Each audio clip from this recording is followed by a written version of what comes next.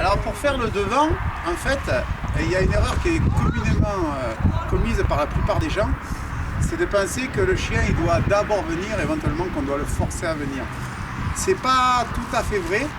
Il faut d'abord lui montrer l'exactitude de la position et ensuite il faut que le chien apprenne à pousser sa tête vers le haut. Alors pour faire ça, on utilise des récompenses. Voilà, et d'abord on va au chien. Je vais me mettre de profil là. Voilà, d'abord on va au chien. Et si vous regardez bien, le chien il pousse vers le haut pour venir le prendre. Voilà, ça c'est bien. Et puis petit à petit, on va juste décaler cette main là. Voilà. Et on va attendre qu'il pousse.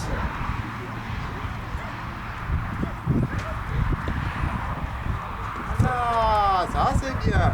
Quand on a cette attitude où il y a les pattes avant qui se lèvent, ça c'est très bon signe. Parce que vous voyez, là le chien il pousse et au moment où il va reposer ses jambes, il sera exactement au bon endroit. Voilà, ça c'est bien. Voilà. On peut changer de main, d'ailleurs le chien me le réclame. Voilà. Puis insensiblement, on va reculer et ça va être à lui de venir la chercher. Non mais on ne mange pas les piqueurs.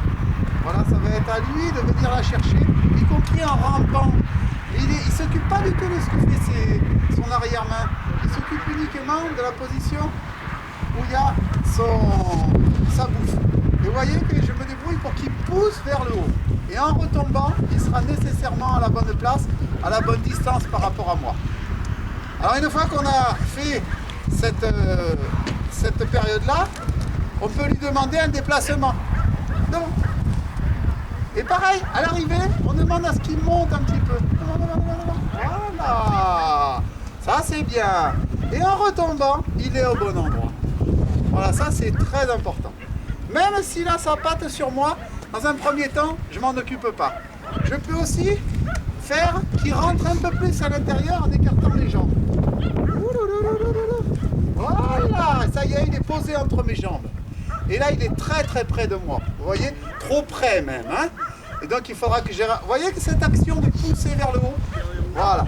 Alors, quand j'ai ça, la question c'est, est-ce que le chien comprend ce qu'il est en train de faire et est-ce qu'il est capable de maintenir sa position s'il y a un déplacement? Et donc, je vais commencer à faire des déplacements circulaires comme ça. Toujours en ayant ma main le plus haut possible par rapport à la taille du chien. Et là, le chien, il comprend qu'il doit corriger sa position par rapport à moi. Voilà, ça c'est juste. Seulement, quand le chien en est à ce point-là, on peut sortir un jouet. Alors là, bien sûr, c'est un chien qui sait déjà faire, hein, donc ça ne vaut pas. Et ce jouet, la position qu'on utilise presque tous, c'est celle-là. Voilà, parce que là, vous avez vos mains libres. Et on va même pouvoir introduire des mouvements latéraux. On va montrer par rapport à la caméra.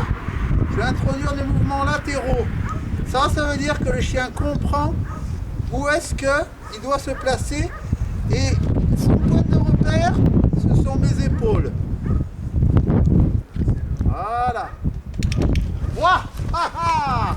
Ça c'est bien, hein, petit loulou. Hein, voilà. Ça c'est bien. Halte.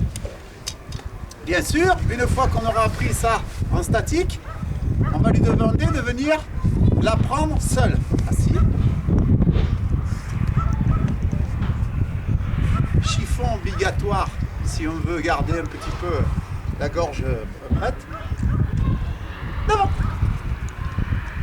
Voilà. Et lui, il pousse tout seul. Il pousse pour venir en position. Regardez, en plus, il y a ce petit geste d'irritation, d'impatience, où le chien il tape un petit peu là contre mon ventre. Regardez-le faire. Il dit, moi je suis au bon endroit, pourquoi tu ne donnes pas? Voilà. D'accord? Voilà, fin de la démonstration. Merci. À vous les studios.